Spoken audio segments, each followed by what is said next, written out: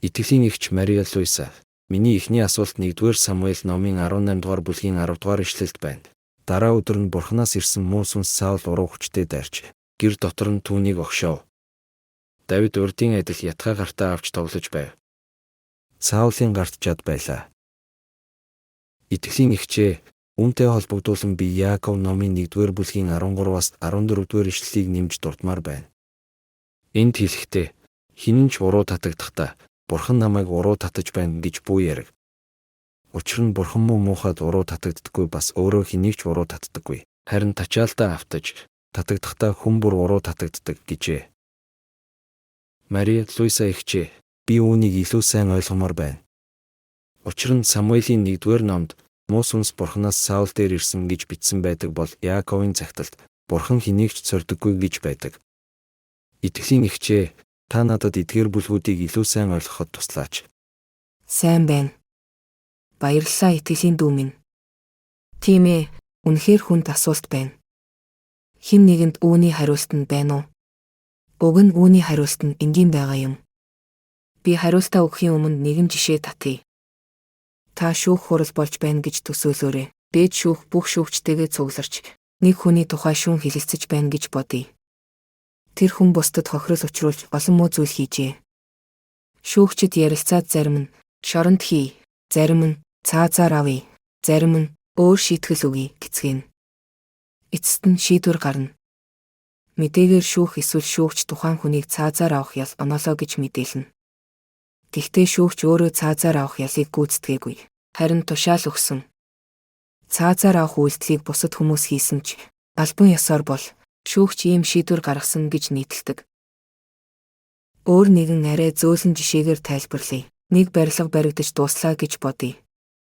Эцэст нь энэ барилгыг архитектор тэр гуай, энэ гуай барьсан гэж бичдэг. Архитектор өөрөө нэг тоосог өрсөн үү? Үгүй шүү дээ. Тэр зураг төслийг гаргаж ажилчдад заавар өгсөн.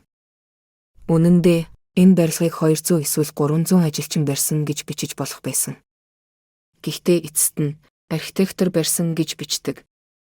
Үүнтэй яг ижил зүйл энд болсон юм. Тиймээс Бурханаас муу сүнс ирж Саулыг зовоосон гэж бичсэн нь Бурхан өөрөө түүнийг зовоосон гэсэн үг биш.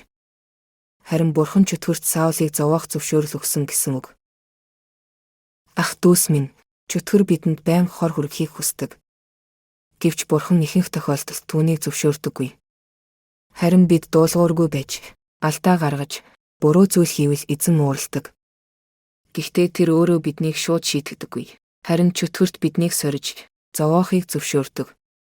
Саулийн хувьд ч энэ л тохиолдсон. Бурхан Саулыг зөрүүд, дуулуургүй байсан учраас тэр чөтгөрт Саулыг зовоохыг зөвшөөрсөн. Йовын хувьд ч мөн адил.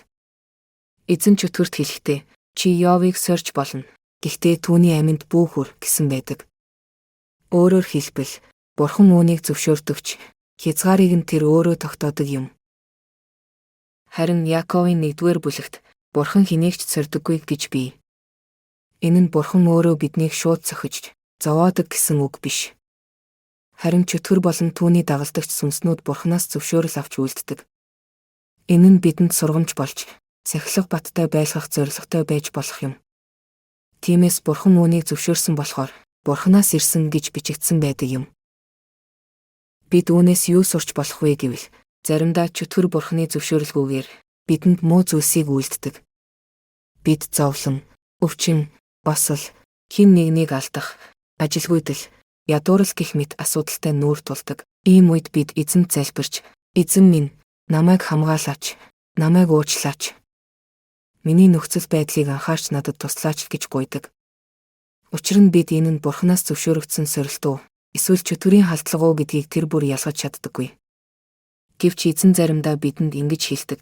Чөтгөр олонтаа чамайг хорлохыг, бүр амийг чинь авахыг оролдсон.